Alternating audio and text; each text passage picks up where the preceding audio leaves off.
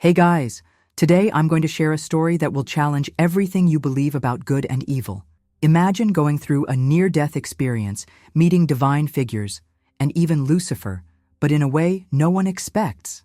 Before we start, comment on which city you're watching this video from, because I love knowing where our stories go. And of course, don't forget to subscribe to the channel and activate the bell, because there's a lot more incredible content coming. My name is Colton Rivers.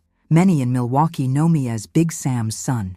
My father was a local boxing legend, famous not only for his skill in the ring, but for the giant heart he demonstrated outside of it. I grew up admiring his calloused hands, the same ones that, for years, supported our family and taught street kids how to fight and stay out of trouble. Since I was a child, my world was the gym.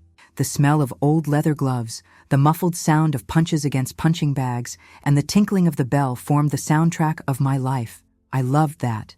It was a space where physical strength and mental determination met, creating something almost artistic. Colton, keep your guard up, kid. You may be fast, but one good hit erases any speed. My father always said that. He knew what he was talking about, after all. His career ended with a cross he never saw coming. Now, at 23, I felt at my peak. My body was a finely tuned machine, and my mind was focused on the most important fight of my life, scheduled for the following month. My opponent would be more experienced, but I was confident, maybe too confident. It was a hot afternoon at the gym. Sunlight streamed in through the tall windows, creating streaks of gold in the dusty air. The place was busy, with other boxers training, coaches shouting instructions, and the constant sound of feet hitting the floor. My sparring partner for the day was Eddie Bulldog Ramirez, a fighter known for both his strength and his tough temper. He had already clashed with other boxers, but my father believed that facing someone like that would strengthen my resistance. The training started intense, but under control. Eddie was fast and had a heavy punch, but I was prepared. He dodged his blows with agility, counterattacking with precise jabs. Sweat was pouring down my face, and my heart was beating like a drum, but I felt in control. Then the whistle blew. It was the break. I let my guard down and took a step back, panting. Eddie, however, didn't stop. Before I could react, he threw a cross straight at the right side of my head. It was as if the world had collapsed. "Colton!" I heard my father scream, but the sound seemed distant. My vision went black, and a searing pain exploded in the side of my skull. My body collapsed to the floor like dead weight. Everything was silent. What happened next was a blur. My father and other boxers ran into the ring. I felt hands holding me and desperate voices, but everything seemed very far away. The last thing I remember was my father's worried face as he shouted, "Call an ambulance." Now, when my eyes finally closed, it wasn't like sleep. It was different. The silence that came after was not just the absence of sound. It was something deeper. It was emptiness. The feeling of emptiness wasn't exactly scary. It was like floating in a space where time and sound simply ceased to exist. Little by little, a faint light began to emerge in front of me, soft and welcoming, like the warmth of a blanket on a cold night. There was no pain, just an indescribable feeling of peace. When I opened my eyes, I found myself in a completely different place. I was standing in a simple, yet strangely beautiful room. The walls were made of rustic wood, with marks that seemed to be engraved by time. There was a table in the center, made of the same material, surrounded by chairs that seemed to have come from another time. A smell of earth and freshly cut wood hung in the air. In the corner of the room, a man sat. He wore simple clothes, but something about him exuded majesty and serenity. His skin seemed to radiate a subtle, almost imperceptible light, but his eyes, they were like windows to something infinite. I didn't need an introduction to know who he was. My heart recognized it before my mind could even process it. It was Jesus. "Are you okay, Colton?" His voice was gentle, but carried an unquestionable authority. It reverberated within me as if it were being heard not just by my ears, but by every part of my existence. I tried to respond, but my voice wouldn't come out. It was as if words were unnecessary there. He smiled, as if he understood my confusion. "It's okay. You don't need to talk. Just listen." Beside him, I noticed the presence of a woman. She wore a long blue dress that seemed to float around her, even without wind. Her golden hair fell in soft waves, and her face radiated an almost mesmerizing calm. I didn't say a word, but her gaze seemed to envelop me in an invisible embrace. "You have questions," Jesus continued, inclining his head slightly. "That's natural, but some answers need to be discovered over time." Suddenly, the woman approached me and extended her hand. Without thinking, I accepted. Her touch was warm, comforting, like a mother soothing a child. As soon as our hands touched, I felt a lightness run through my body. It was like being sucked in by a gentle wind, and before I could understand, the room disappeared. Suddenly, I was in a different place. The air around me was fresher and more vibrant than anything I had ever experienced. It was in a garden, but it was no ordinary garden. The flowers were colors I had never seen before, colors I didn't even know could exist. Each petal seemed alive, pulsing with energy. The grass beneath my feet was as soft as silk, and a fountain in the center of the garden gushed crystal-clear water that seemed to glow with its own light. On the horizon, golden mountains rose, radiating heat without being threatening. "Welcome, Colton," the woman in blue said, her voice sounding like a melody. "This is a place of peace. Here, you will find what you need." I was speechless, but something inside me knew this was just the beginning. I felt like there was something that needed to be learned there, something that would change everything. The moment I stepped into the garden, a feeling of completeness came over me. Every cell in my body seemed to absorb its environment, as if it were being nourished by something far beyond the physical. The woman in blue, next to me, smiled with an air of understanding and moved away slightly, allowing me to explore the place. "You're not here by chance, Colton," she said, her voice soft and full of meaning. "There is something that needs to be shown." Before I could ask what she meant, the air around me began to glow. It was as if space itself was folding, creating a kind of transparent screen in front of me. At first, I only saw indistinct colors and shapes, but I soon realized that I was watching moments from my own life. The first scene that came up was a day from my childhood. I was 9 years old, and I was in the park with my father. He was trying to teach me how to throw a baseball, but I kept making mistakes. Frustrated, I threw my glove on the floor and screamed that I would never be good enough. He bent down to my level, put his hands on my shoulders and said, "Colton, it's not about being perfect. It's about never giving up." At the time, I didn't fully understand what he meant, but there, watching the scene as a spectator, I felt a rush of gratitude for his patience and love. The next scene was one of my proudest moments. I was 17 years old and in high school. One of my colleagues, Lucas, was often the butt of cruel jokes. On a particularly difficult day, he was pushed against a locker and dropped his books. While everyone was laughing, I walked over, picked up the books, and helped him get up. "Are you well?" I asked, ignoring the others. He nodded, and in that moment, something changed. He started hanging out with me on break, and within a few months, he became more confident. I remembered his smile the day he graduated and thanked me for being the first to reach out.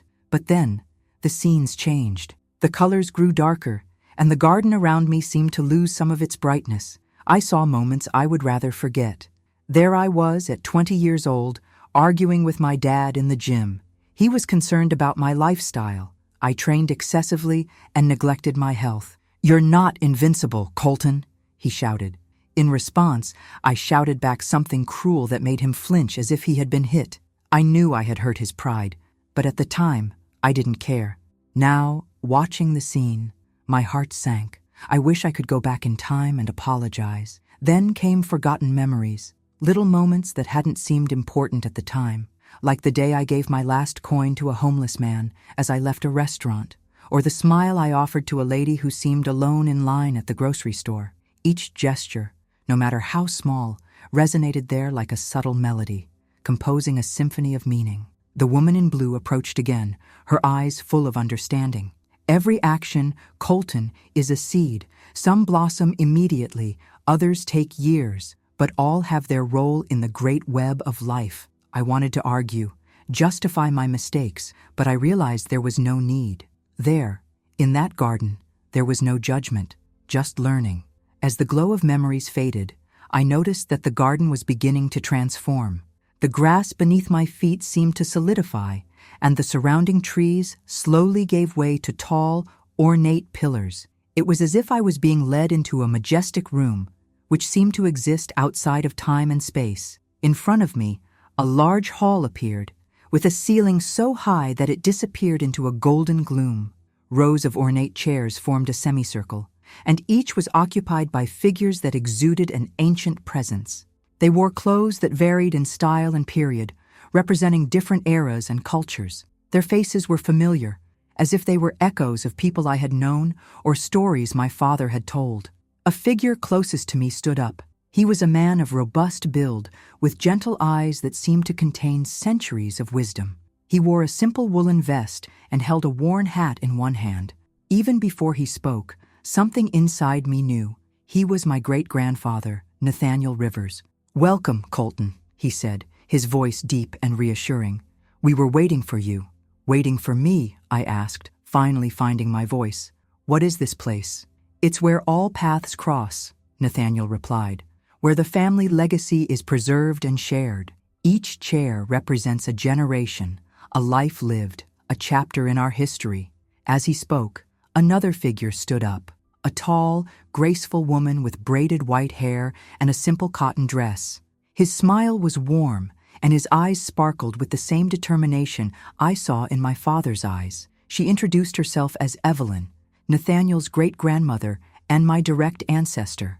"You carry more than your own weight, Colton," she said, with a gentle firmness. "The choices we make echo across generations. The good you do not only shapes your destiny, it strengthens our legacy."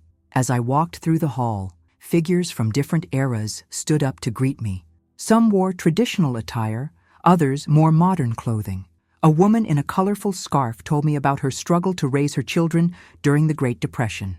A man in a military uniform spoke about the courage he found on the battlefield, inspired by stories told by his parents. But what struck me most was the sense of belonging.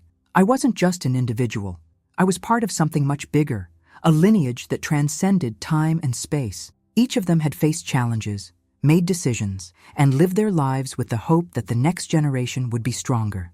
Nathaniel spoke again, this time with a more solemn tone. "You are here because you are the latest link in this chain.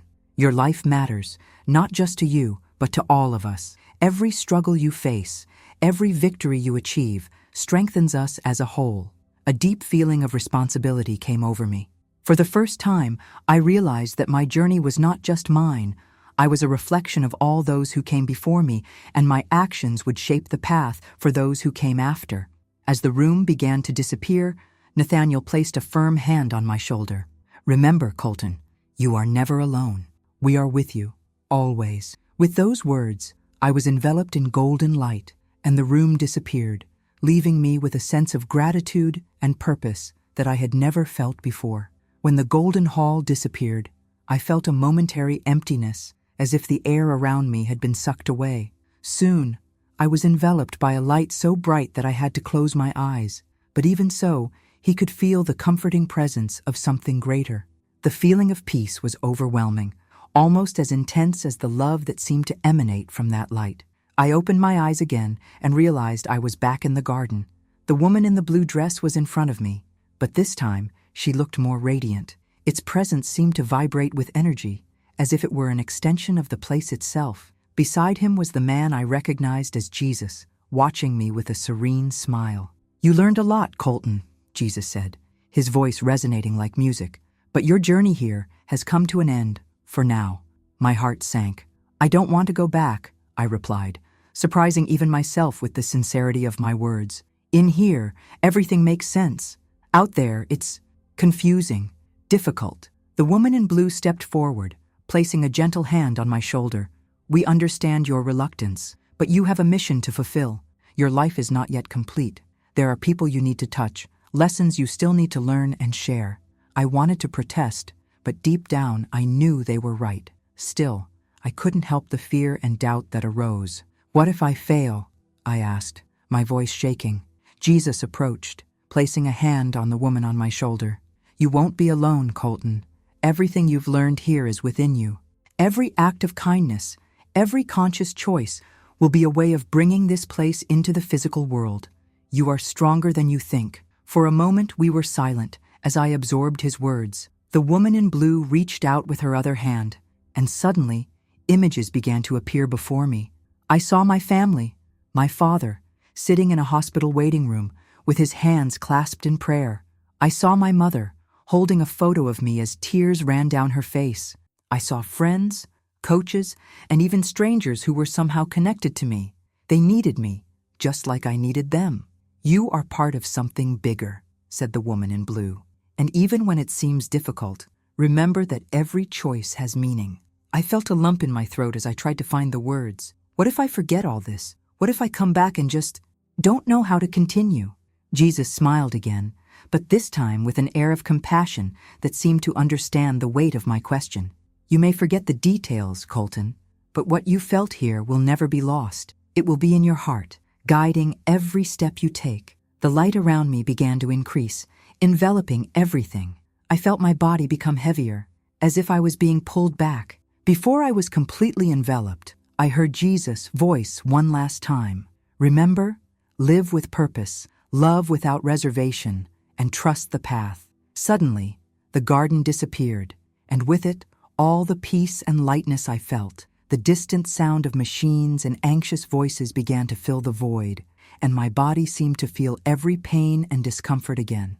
I opened my eyes and saw my father's face, wet with tears, holding my hand. Colton," he called, voice cracking with emotion. "You're back, son. Thank God." I was back. I didn't know exactly what awaited me, but one thing was certain. I was no longer the same. The years that followed my hospital experience were transformative. I was a changed man.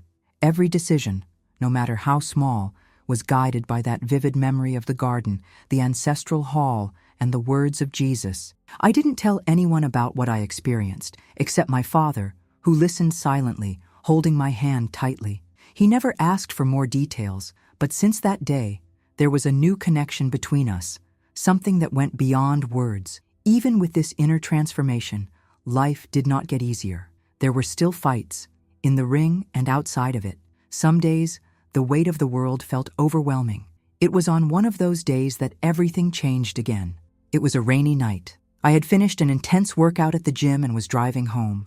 The road was slippery, and the streetlights reflected in the puddles of water.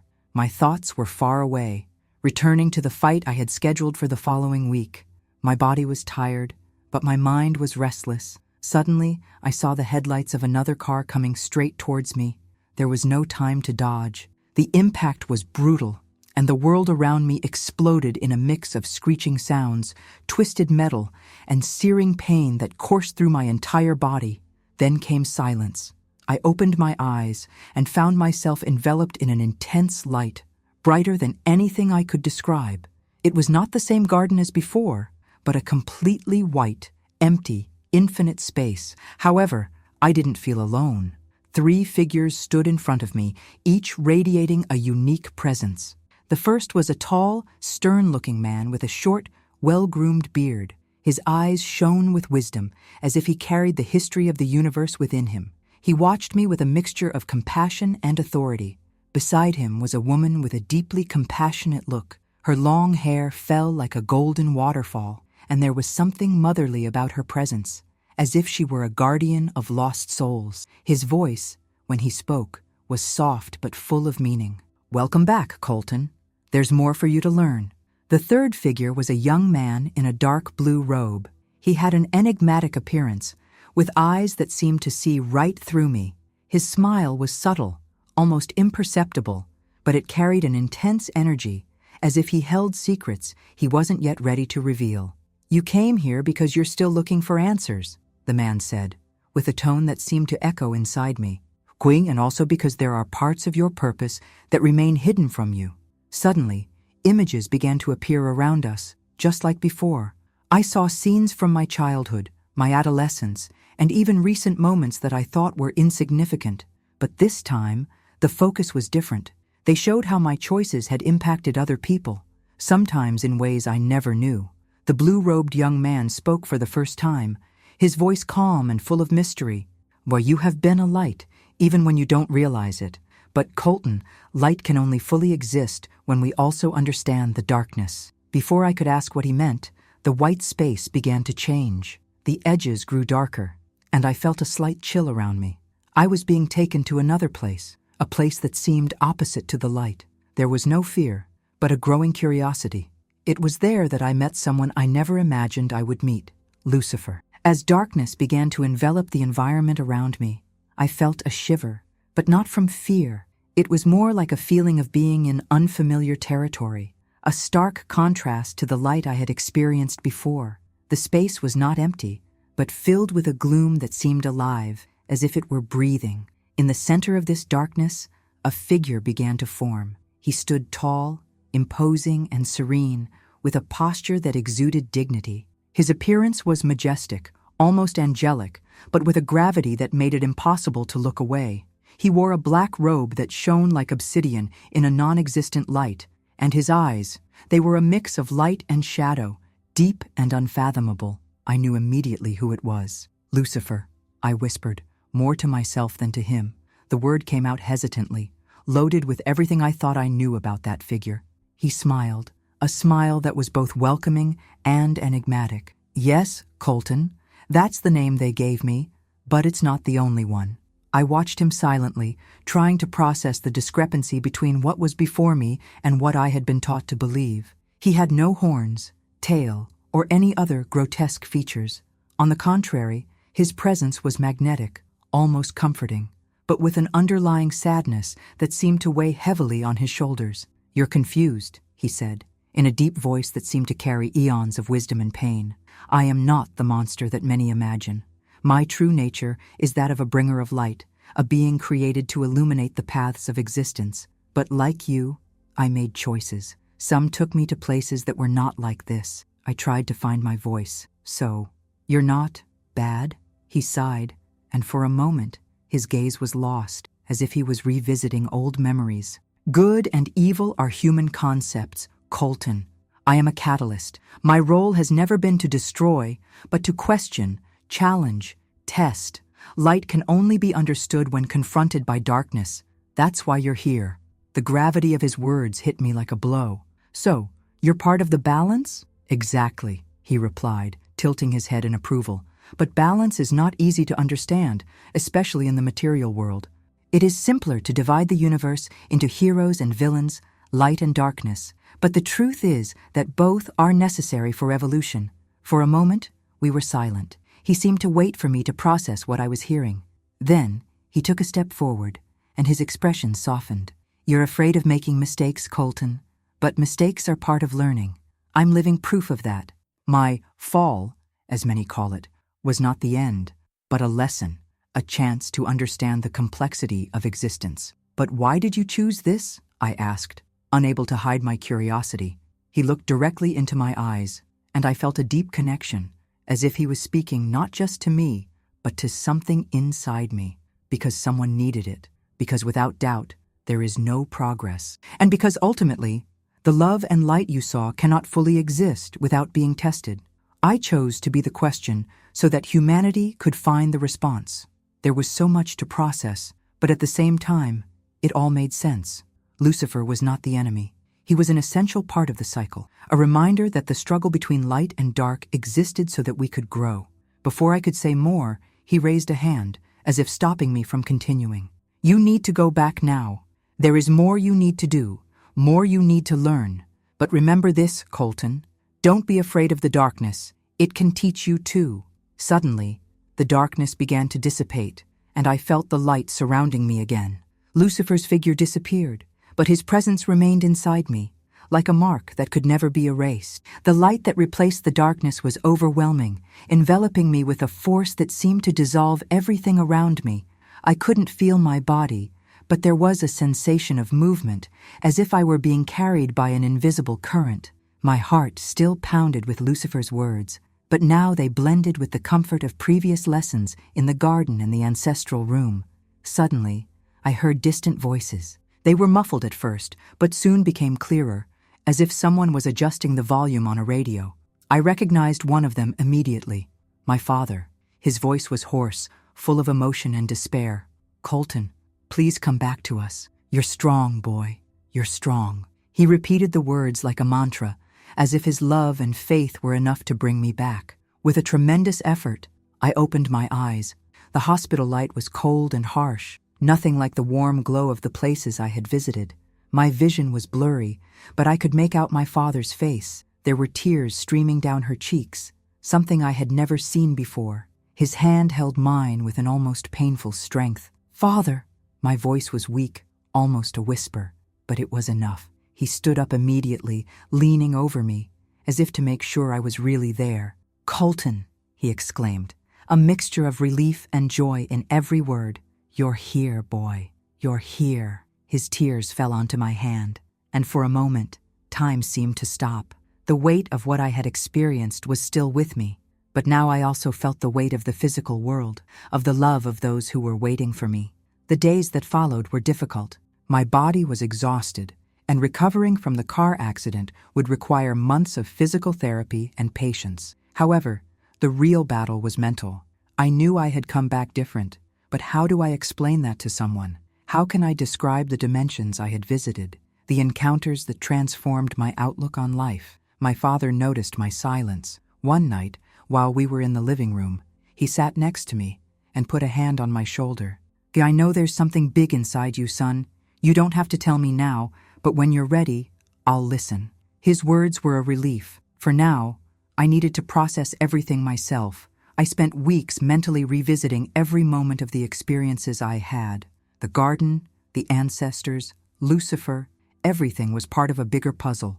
One night, sitting in my room, I felt a peace I hadn't experienced since I woke up in the hospital.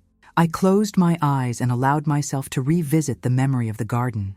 There, I understood that I didn't need to remember every detail of the lessons I received. What mattered was the impact they had on my heart. With that, I decided to focus on living in the present moment. My mission was not to save the world or seek greatness. It was simple: live with purpose, spread kindness, and learn at every step. Even without realizing it, I was bringing some of the light from that garden to the world. The recovery process was slow, but every day I felt like I was coming back, not just physically, but spiritually. My life no longer revolved around the ring or winning fights. There was something bigger, something that pulsed within me like a silent mission, something I knew I had to accomplish, even if I didn't know exactly how.